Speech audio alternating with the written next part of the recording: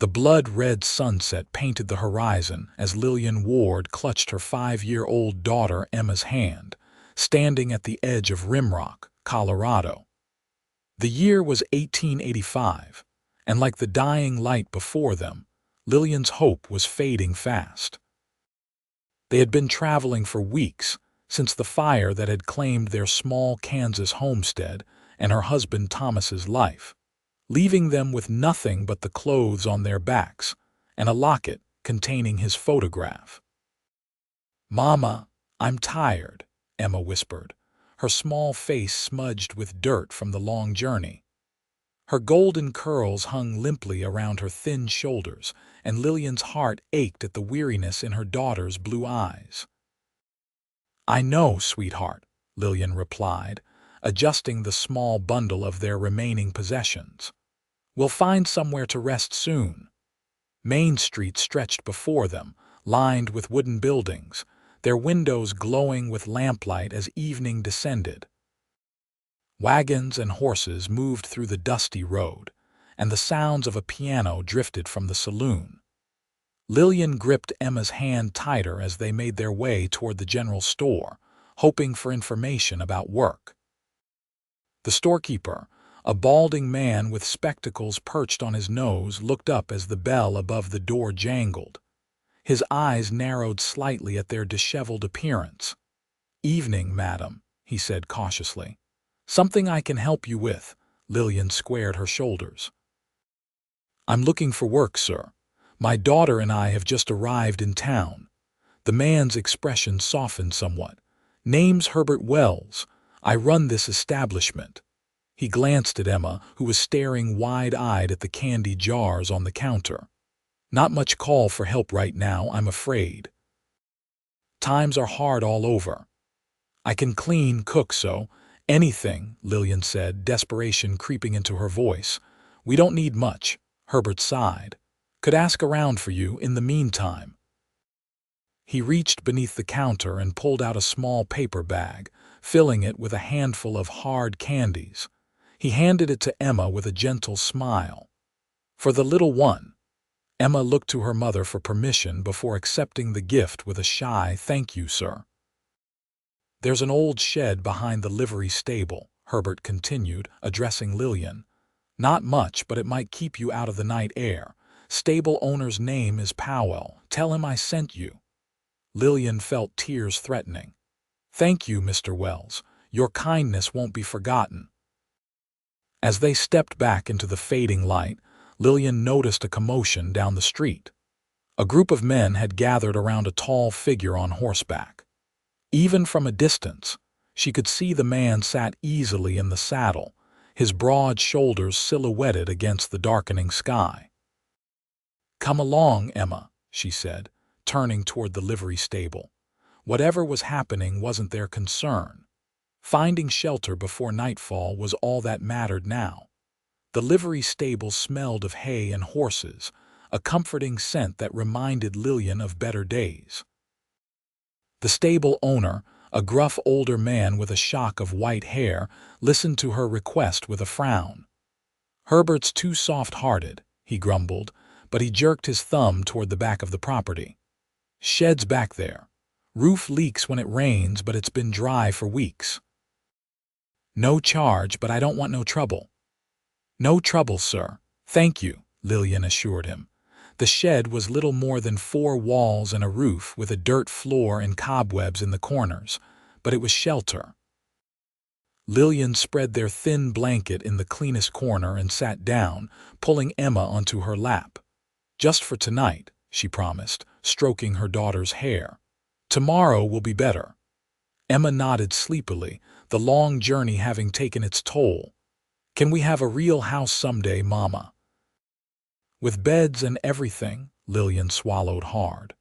"Yes, sweetheart, someday." As Emma drifted off to sleep, Lillian stared into the darkness. The shed door didn't properly close, and through the gap she could see stars appearing in the night sky. In the distance, a coyote howled, and Lillian pulled Emma closer, wondering what tomorrow would bring. Morning came with the sounds of the town awakening. Lillian had slept fitfully, every noise startling her awake. She gently roused Emma, using their remaining water to wash their faces before heading out to seek work. The town of Rimrock looked different in the harsh light of day. Dust swirled in the street as wagons passed, and men in work clothes moved purposefully between buildings. Women in plain dresses swept porches or carried baskets, giving Lillian curious glances as she passed. They stopped at the small restaurant, where Lillian approached the harried-looking woman behind the counter. "Excuse me," she began. "I'm looking for work." "I'm a good cook and no work here," the woman interrupted without looking up from the biscuits she was kneading. "Try the hotel." The hotel manager was equally dismissive, and by midday, Lillian's spirits were sinking. Emma hadn't complained, but Lillian could see the hunger in her eyes. Their meager supplies were nearly gone. "Let's try one more place," Lillian said, spotting a sign for Russell's Mercantile at the end of the street. As they approached, the door swung open and a man stepped out, nearly colliding with them. Lillian stumbled back, pulling Emma with her. "Pardon me, madam," came a deep voice. Lillian looked up into the face of the tallest man she'd ever seen. His features were strong, with a square jaw shadowed by a day's growth of beard. His eyes, startlingly blue against his sun-bronzed skin, widened slightly as they took in her and Emma. "My fault entirely," Lillian said quickly, stepping aside. The man tipped his hat, revealing dark hair with a hint of copper when the sunlight caught it. "No harm done." His gaze lingered on Emma, who was half hiding behind her mother's skirts. "Madam," he said with a nod before continuing down the street. Inside the Mercantile, Lillian found the owner, Mrs. Russell, a plump woman with kind eyes, willing to listen to her request.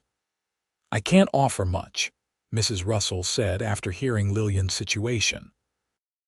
"But I could use help with inventory and cleaning a few hours each day. It won't be enough to rent proper lodgings, I'm afraid."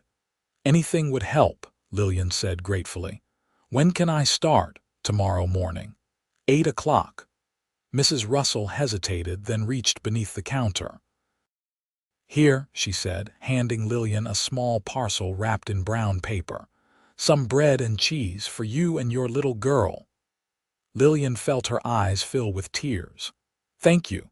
We'll repay your kindness. See that you do," Mrs. Russell replied with a smile. "This town could use more honest folk."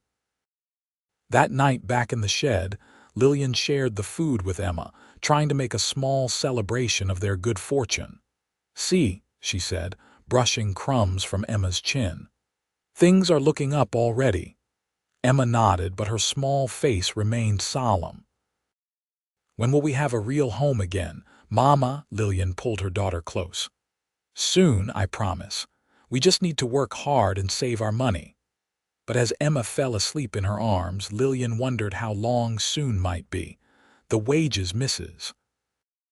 Russell had mentioned would barely feed them, let alone provide for proper housing.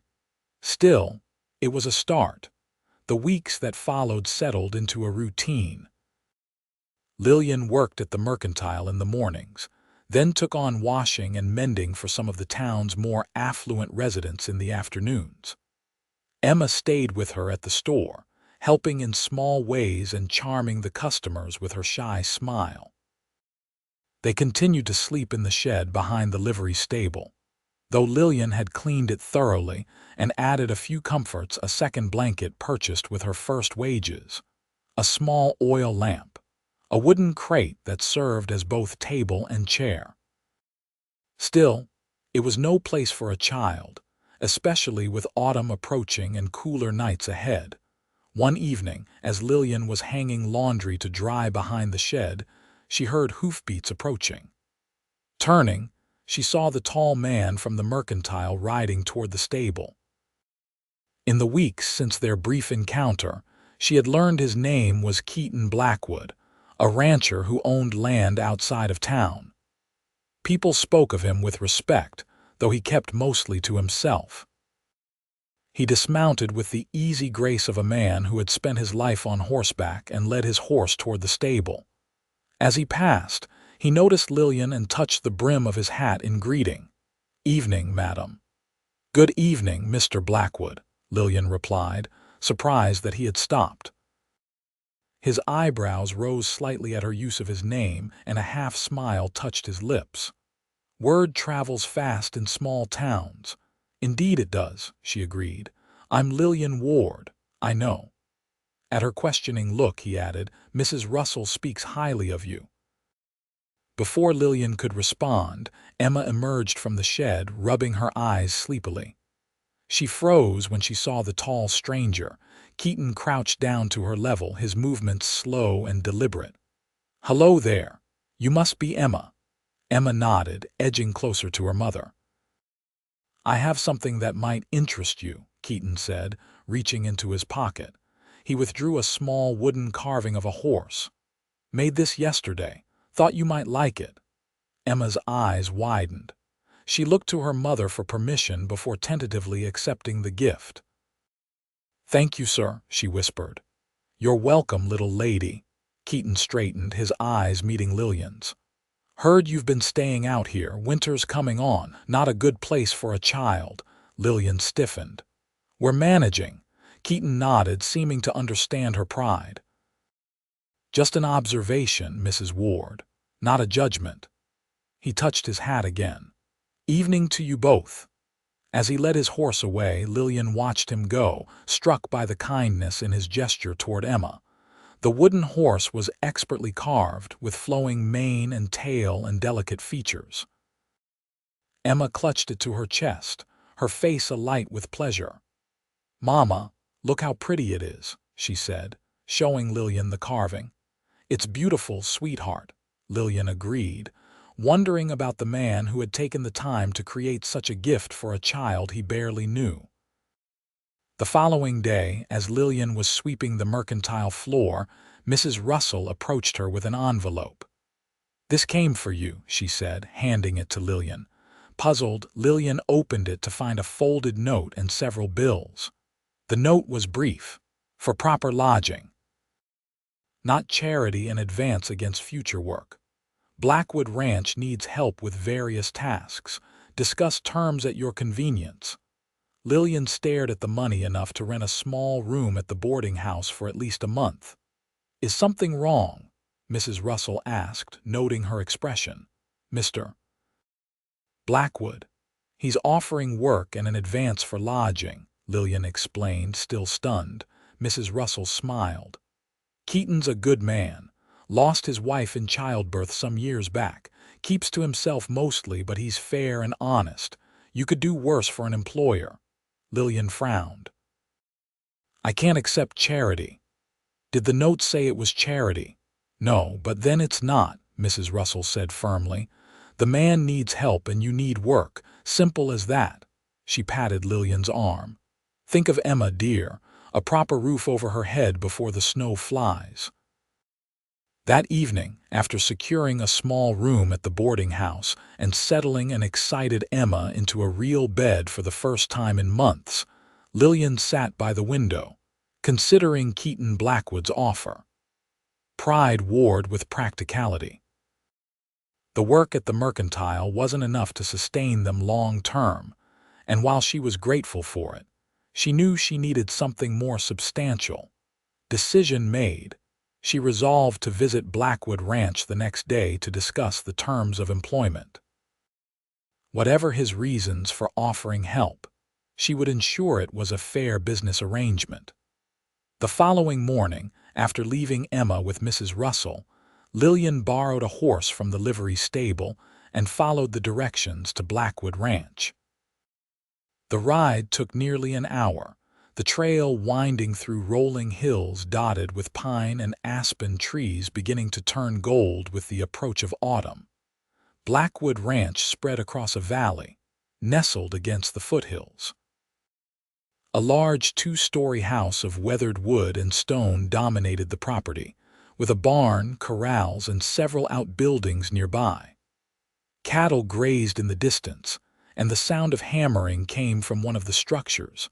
As Lillian approached, a dog barked, announcing her arrival. A moment later, Keaton emerged from the barn, shading his eyes against the morning sun. Recognition dawned on his face, and he walked toward her as she dismounted. "Mrs. Ward," he greeted her. "I'm glad you came. Your offer was unexpected," Lillian said, deciding on directness. "I wanted to discuss terms in person." Keaton nodded, unsurprised by her approach. "Of course. Come inside where we can talk properly." The interior of the house was unexpectedly welcoming. Wide windows let in abundant light, illuminating simple but well-crafted furniture. A stone fireplace dominated one wall of the main room, and bookshelves lined another. It was a home built for comfort rather than show. "Coffee," Keaton offered, leading her to a table in the kitchen. "Yes, thank you," Lillian accepted, taking the seat he indicated. As he prepared the coffee, Lillian noted the efficient way he moved around the kitchen. This was a man accustomed to taking care of himself. "Your ranch is impressive," she commented. "Been in my family for 2 generations," Keaton replied, setting a steaming cup before her. "My father started with nothing but determination and a few head of cattle, built it into something worth keeping. And now it's yours." "Yes," a shadow crossed his face, "was meant to be passed to the next generation, but that wasn't to be." Lillian remembered Mrs. Russell's words about his wife. "I'm sorry for your loss," she said quietly. Keaton acknowledged her sympathy with a slight nod. "Life goes on. Ranch needs tending." He took a seat across from her. "Which brings us to why you're here." "I need help with household matters, cooking, cleaning, general upkeep. The ranch hands have a cook at the bunkhouse, but I've been managing on my own, not always successfully." "And what would the arrangement be?" Lillian asked. "You'd work here during the day, 5 days a week. I can have someone drive you out in the morning and back to town in the evening." He named a monthly wage that was considerably more than she was earning at the mercantile. "Plus the advance I already provided. No need to repay that separately, consider it a signing bonus." Lillian was silent for a moment, considering the offer. It was more than fair enough to secure their future if she was careful with their finances. "I have a counter-proposal," she said finally. "The wage is generous, but the daily travel would be impractical, especially when winter comes. Is there accommodation available on the property where my daughter and I could stay during the week? We could return to town on weekends." Keaton studied her thoughtfully. "There's a small caretaker's cottage behind the main house. It hasn't been used in some time, but it's sound. Would need some cleaning up." "I would be happy to do that work myself," Lillian said quickly. "Then we have an agreement." Keaton extended his hand. "When can you start?" Lillian shook his hand, noting the calluses that spoke of hard work. "I'd like to give Mrs. Russell a week's notice. And I'll need to make arrangements for Emma while I'm working." "Bring her with you," Keaton said simply. "Plenty of safe places for a child to play here, and you can keep an eye on her. I don't expect you to be separated from your daughter." Relief washed over Lillian. "Thank you, Mr. Blackwood."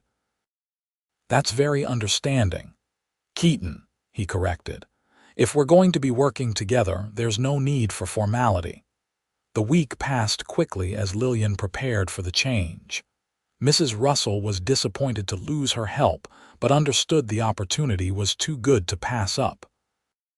The townspeople, who had begun to accept Lillian and Emma as part of their community, offered small gifts for their new home: a patchwork quilt, jars of preserves, a rag doll for Emma.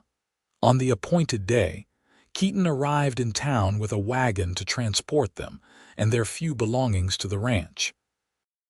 Emma, excited by the adventure, chattered happily throughout the journey, pointing out wildlife and asking endless questions that Keaton answered with unexpected patience. The caretaker's cottage exceeded Lillian's expectations. Though dusty from disuse, it was solidly built with 2 small bedrooms, a kitchen with a wood stove and a sitting area with a fireplace. Windows faced east and west, filling the space with light, and a small porch offered a view of the mountains. "It's perfect," Lillian breathed, turning to Keaton. "Thank you. It's been empty too long," he replied, setting down the last of their belongings. "Good to see it used again." He hesitated, then added, "My wife planted those flowers by the steps. She always said a house wasn't a home without flowers." The simple statement, offered without sentiment but heavy with memory, touched Lillian deeply. "We'll take good care of them," she promised. Life at Blackwood Ranch quickly settled into a routine. Lillian rose early to prepare breakfast in the main house before Keaton rode out to work with the cattle. She spent the mornings cleaning and organizing the house, which showed signs of a man's solitary occupation, practical but lacking feminine touches. Afternoons were for laundry, baking, and preparing supper, with Emma helping in small ways or playing nearby under her watchful eye. Keaton proved to be a considerate employer, never demanding or critical. He ate her cooking with appreciation and seemed genuinely pleased with the improvements she made to his home. Sometimes in the evenings, he would sit on the porch of the main house, carving wood while Emma watched in fascination. He taught her the names of the tools and showed her how to identify different types of wood, his deep voice patient as he answered her endless questions. As autumn deepened, bringing frosty mornings and golden afternoons, Lillian found herself watching these interactions with a warmth that had nothing to do with the season. There was something about the sight of the tall, strong man bending his head to listen seriously to her daughter that touched her heart in unexpected ways. One evening, as Emma was helping to set the table for supper, she looked up at Keaton with a thoughtful expression. "Mr. Keaton, do you get lonely living in this big house all by yourself?" Lillian nearly dropped the pot she was carrying. "Emma, that's not a polite question." Keaton waved away her concern. "It's an honest one." He considered for a moment before answering Emma. "Sometimes I do. But I have my work and the ranch hands, and now I have you and your mama to liven up the place." Emma nodded, satisfied. "That's good. Mama gets lonely sometimes too, even when I'm with her. She cries at night when she thinks I'm sleeping." Lillian felt her face flush with embarrassment. "Emma, that's enough. Mr. Blackwood doesn't need to hear about our personal matters." Keaton's eyes met hers across the room, understanding in their depths.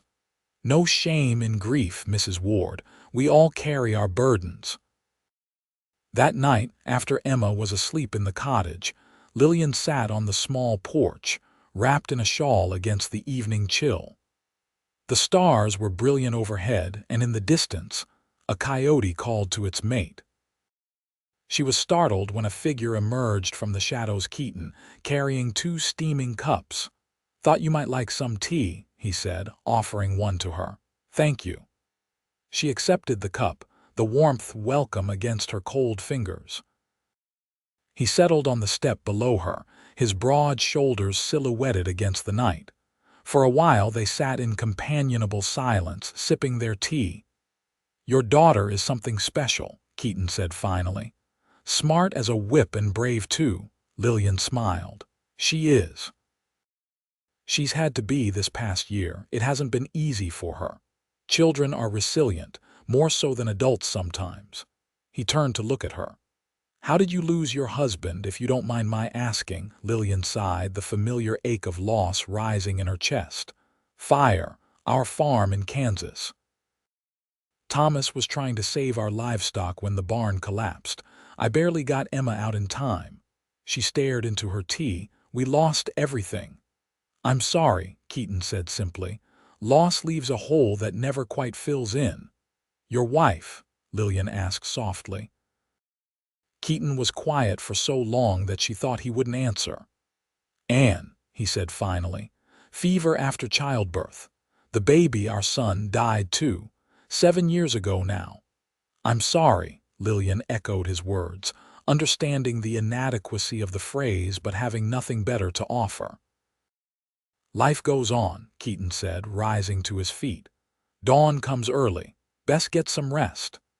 As he walked away, his tall figure melding with the darkness, Lillian felt something shift between them, a shared understanding, a recognition of common pain. It wasn't much, but it was a beginning. The weeks passed, and as winter approached, Blackwood Ranch prepared for the harsher weather. Keaton and his men repaired fences and outbuildings, gathered the cattle from the higher pastures, and stocked supplies that would see them through until spring. Lillian preserved the last of the garden's harvest, filling the root cellar with jars of vegetables and fruits. Emma, thriving in the ranch environment, had developed a special bond with Keaton. He had built her a small wooden desk where she could practice her letters, and in the evenings, he sometimes read to her from his collection of books. Lillian watched these interactions with a mixture of gratitude and caution.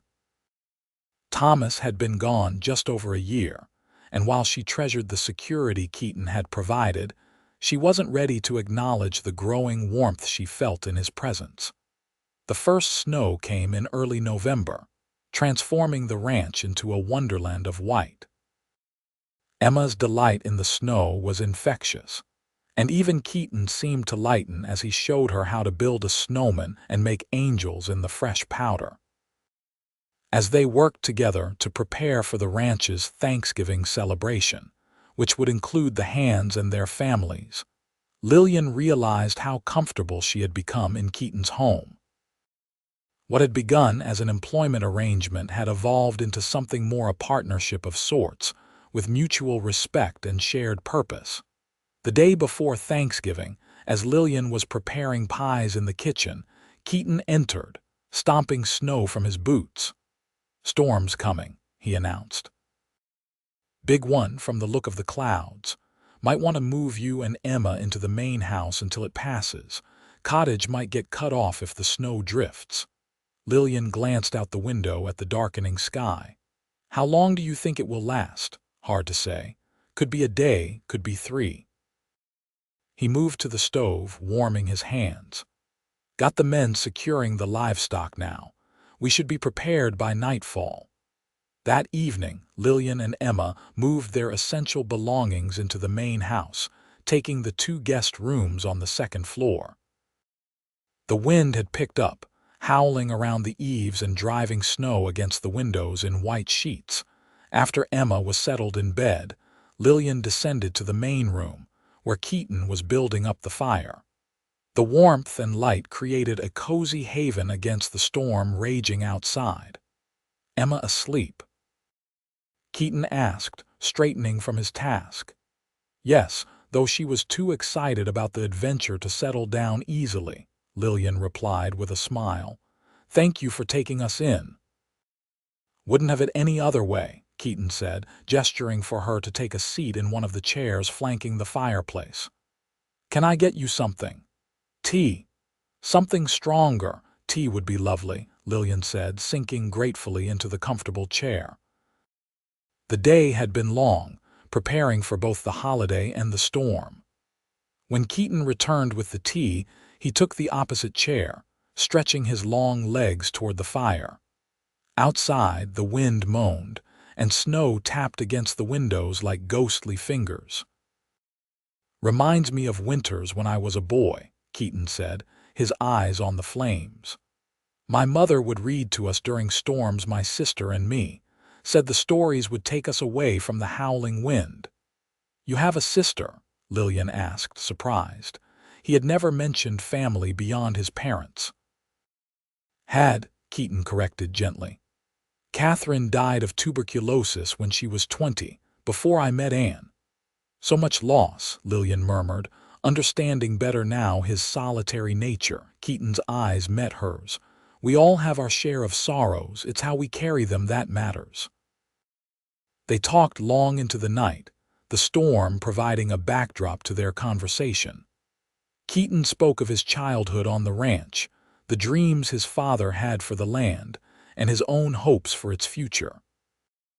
Lillian shared stories of her life before the fire, her marriage to Thomas, their struggles to make the farm profitable, the joy Emma had brought into their lives. "He sounds like he was a good man," Keaton said when she fell silent. "He was," Lillian agreed. "Kind and hardworking. Not perfect, he could be stubborn and he had a temper sometimes, but he loved us. That's what matters in the end," Keaton said, rising to add another log to the fire. "Love is what we leave behind."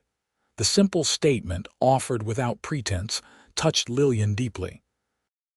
She watched as Keaton tended the fire, his strong hands gentle with the task, and felt something stir within her that she had thought was gone forever.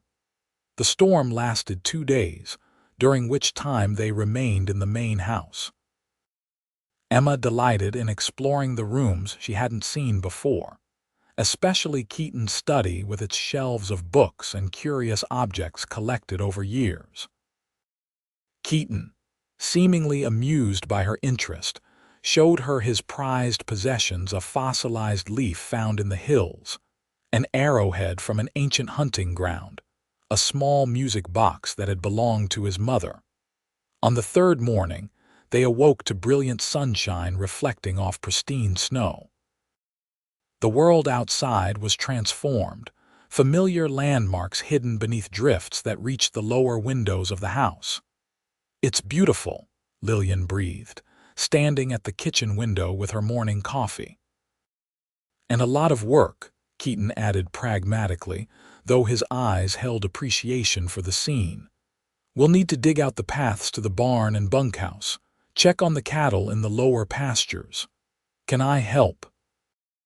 Emma asked eagerly, her face bright with excitement at the prospect of playing in the snow. Keaton smiled down at her. "Tell you what, little one, you can be my special assistant. We'll make a path from the house to your cottage so you and your mama can go home when you're ready." Emma beamed, running to put on her coat and boots. Lillian watched them go, Keaton's tall figure and Emma's small one side by side as they ventured into the snow. Through the window, she could hear Emma's laughter as Keaton showed her how to use a small shovel, patiently demonstrating the technique. Later that afternoon, as Lillian was gathering their belongings to return to the cottage, Keaton appeared in the doorway of the guest room. "Wanted to ask you something," he said, his expression unusually hesitant. "Christmas is coming up. Thought you and Emma might like to stay in the main house for the holiday. Always feels empty this time of year. Could use some life in it." Lillian paused in her packing, touched by the invitation. "That's very kind of you." "Not kindness," Keaton said quietly. "Selfish, really. Enjoy having you both here." Their eyes met, and Lillian felt a fluttering in her chest that had nothing to do with the cold. "Then we accept," she said simply. The weeks leading up to Christmas were filled with preparations. Keaton and one of the ranch hands rode into the hills, returning with a magnificent pine tree that nearly touched the ceiling of the main room. Emma helped decorate it with ornaments Keaton retrieved from a trunk in the attic: delicate glass balls, carved wooden figures, and paper stars yellowed with age. "These were my mother's," he explained as they carefully hung them on the branches. "She loved Christmas. Said it was the one time of year when magic was real." Lillian, watching from across the room as she strung popcorn and cranberries, was struck by the tenderness in his voice. This man, who had faced so much loss, still found joy in preserving traditions and sharing them with others. On Christmas Eve, after a festive dinner with the ranch hands and their families, Keaton surprised Emma with a hand-carved rocking horse, complete with real horsehair mane and tail. "It's beautiful," Emma exclaimed, running her hands over the smooth wood. "Did you make it, Mr. Keaton?" "I did," he admitted. "Been working on it in the evenings. Thought you might like a horse of your own." Emma threw her arms around his neck, catching him by surprise. After a moment's hesitation, his arms encircled her small frame, and over her head his eyes met Lillian's. The emotion in them, a mixture of joy and something deeper, made her heart skip.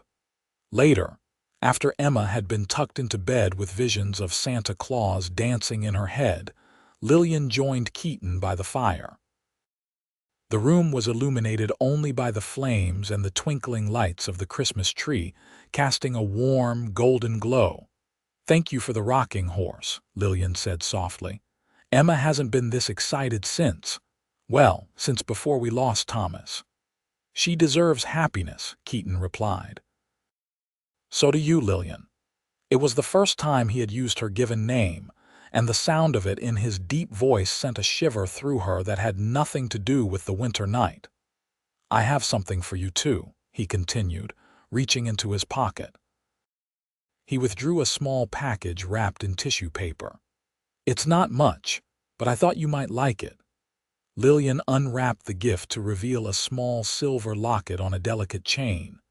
Opening it, she found a miniature drawing of Emma on one side, her smile captured perfectly in a few deft strokes. "Keaton," she breathed, tears springing to her eyes. "It's beautiful." "Did you draw this?" He nodded, a hint of color rising in his face. "Used to sketch when I was younger.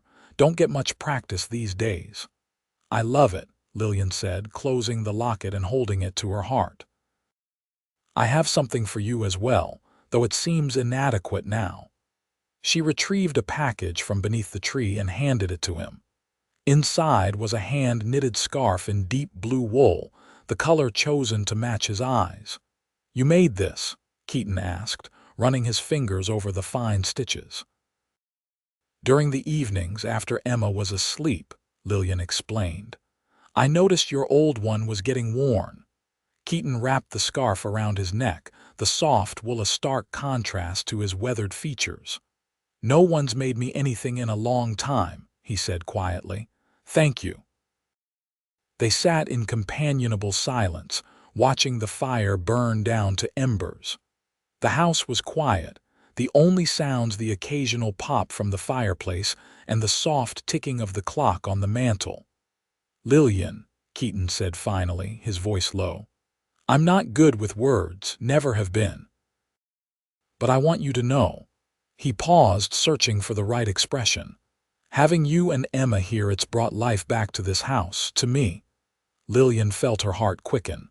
"We've been happy here, Keaton, happier than I thought we could be again." Keaton's hand reached for hers, his calloused fingers gentle as they enfolded her smaller ones. "I know it hasn't been long, know you're still healing, but I care for you, Lillian, for Emma too, more than I thought I could care for anyone again." Lillian looked down at their joined hands, feeling both fear and hope rising within her. "I care for you too," she admitted softly, "but I'm afraid of losing again." "Life offers no guarantees," Keaton said, his thumb tracing circles on her palm.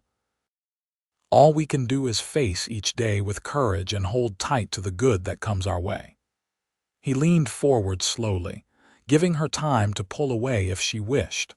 When she didn't, his lips met hers in a gentle kiss that held both question and promise. Lillian closed her eyes, allowing herself to feel the warmth of his touch, the strength of his presence, the rightness of this moment. When they parted, Keaton's eyes searched hers, a question in their depths. "I'm not asking for decisions tonight," he said. "Just wanted you to know where I stand. Whatever happens, you and Emma have a home here for as long as you want it." Lillian nodded, too full of emotion to speak. They sat together until the fire died down, hands entwined, the Christmas tree bearing silent witness to the beginning of something new. Christmas Day dawned clear and cold, with sunlight sparkling on the snow-covered landscape. Emma woke early, bursting with excitement over her gifts: the rocking horse from Keaton, a new dress and coat from Lillian, and small treasures in her stocking. Keaton watched her joy with a smile that transformed his usually serious face, making him look younger and more carefree. Lillian, observing them together, felt a sense of rightness that eased the last of her doubts. The day passed in a blur of festive food, games, and laughter. In the afternoon, Keaton hitched his best horses to a sleigh and took them for a ride across the snowy fields, Emma's delighted squeals echoing in the crisp air. As dusk fell, they returned to the warm house, cheeks rosy from the cold and hearts full of contentment. That night, after Emma had fallen asleep amid her new treasures, Lillian found Keaton on the porch, looking out at the star-filled sky. She joined him, drawing her shawl around her shoulders against the chill. "Emma said this was the best Christmas ever," Lillian told him, smiling at the memory of her daughter's enthusiastic declaration. "For me too," Keaton replied, his arm sliding around her waist. "Having you both here, it's like finding something I didn't know I was missing." Lillian leaned into his embrace, the solid strength of him a comfort against the winter night. "I've been thinking about what you said last night, about courage and holding tight to the good." Keaton looked down at her, his expression attentive. "I want to be brave, Keaton," Lillian continued. "Brave enough to trust in happiness again, to trust in you." His arm tightened around her waist. "I'll do everything in my power to be worthy of that trust," he promised. "To make you and Emma happy." "I know you will," Lillian said, reaching up to touch his face. "That's why I love you." The words, spoken aloud for the first time, hung in the air between them. Keaton's eyes widened, then softened with emotion. "I love you too, Lillian," he said, his voice rough with feeling. "Have for a while now. You and that little girl of yours, you've become my world." Their lips met in a kiss that sealed their declarations, deeper and more passionate than the tentative one they had shared the night before. In it was promise and hope, a commitment to the future they would build together. Winter gave way to spring, and as the land awakened from its slumber, so too did Lillian's heart fully bloom. She and Emma moved permanently into the main house, their belongings mingling with Keaton's, until it was difficult to remember a time when they hadn't been there. They were married on a perfect May morning, with wildflowers carpeting the hills and the scent of new growth in the air. The ceremony was small, just the ranch hands and a few friends from town as witnesses. Emma served as flower girl, her golden curls crowned with a wreath of daisies, her face alight with happiness as she watched her mother and Keaton exchange vows. "I take you as my wife," Keaton said, his voice steady as he slipped a gold band onto Lillian's finger. "To cherish and protect, to share in joy and sorrow for all the days of our lives." "I take you as my husband," Lillian responded, her heart full to bursting.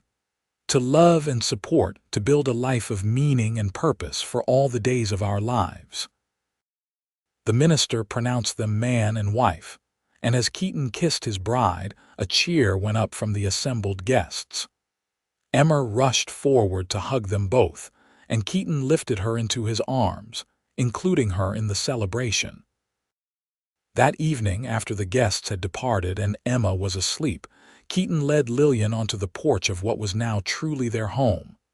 The sun was setting behind the mountains, painting the sky in shades of gold and rose. "Happy, Mrs. Blackwood?"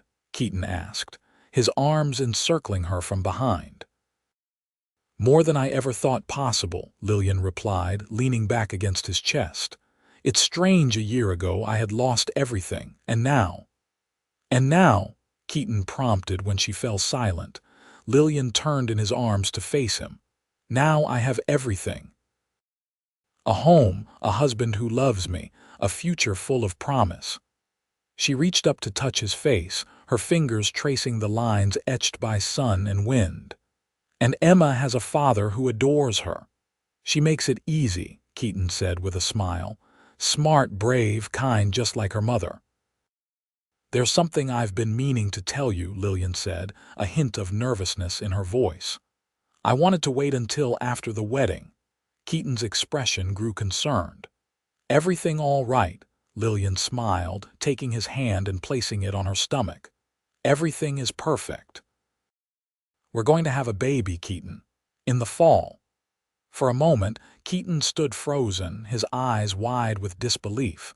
Then joy transformed his features and he lifted Lillian off her feet in a gentle embrace. "A baby," he repeated, his voice thick with emotion. "Our baby." "Our baby," Lillian confirmed, laughing as he spun her around. "Emma is thrilled about becoming a big sister. She's already planning all the things she'll teach the little one." Keaton set her down carefully, his hands cradling her face as if she were made of precious glass. "You've given me back everything I thought was lost forever," he said softly. "A family, a reason to look forward to tomorrow." "We've given that to each other," Lillian corrected gently. "All of us, you, me, Emma, and now this new little one. We're building something beautiful together, Keaton. Something that will last." As night fell over Blackwood Ranch, they stood together on the porch of their home, arms entwined, hearts beating as one. Behind them, the house glowed with warmth and welcome, a beacon in the gathering darkness. Before them stretched the land that had brought them together, vast and full of promise. For Lillian, who had once stood at the edge of Rimrock with nothing but a small child's hand in hers and fading hope in her heart, the journey had been long. But it had led her here to love, to family, to a home that was truly her own. In the years that followed, Blackwood Ranch prospered under their care. Their son, Thomas Keaton Blackwood, was born on a crisp October evening, a healthy, strong boy with his father's blue eyes and his mother's gentle spirit. Emma doted on her baby brother, reading to him from her favorite books and teaching him to ride as soon as he could sit up straight. As the children grew, so too did the love between Lillian and Keaton, deepening with each passing season, weathering the inevitable storms of life with the strength that comes from true partnership. The house that had once stood silent and half empty became a place of laughter and light, of family gatherings and celebrations, of quiet evenings by the fire and busy mornings around the breakfast table. On Emma's 16th birthday, Keaton presented her with a document that brought tears to her eyes: adoption papers, making official what had long been true in their hearts. "You've been my daughter in every way that matters," he told her as she threw her arms around his neck. "Now it's official on paper too." Lillian, watching them with young Thomas at her side, felt her heart overflow with gratitude for the journey that had brought them to this moment. From the ashes of loss had risen a life more beautiful than she could have imagined, not perfect, for life never is, but rich with love and purpose. And on quiet evenings, when the children were asleep and the ranch was settled for the night, Lillian and Keaton would sometimes sit on the porch, watching the stars emerge in the vast Colorado sky. Their hands would find each other in the darkness, fingers entwining in a gesture that had become as natural as breathing. "Remember that first day?" Keaton would sometimes ask. "When you and Emma came to the ranch?" "I remember being terrified," Lillian would admit with a smile. "Afraid I couldn't provide for my daughter, afraid to trust in kindness. And now I know that sometimes the greatest act of courage is to accept love when it's offered, to believe in second chances."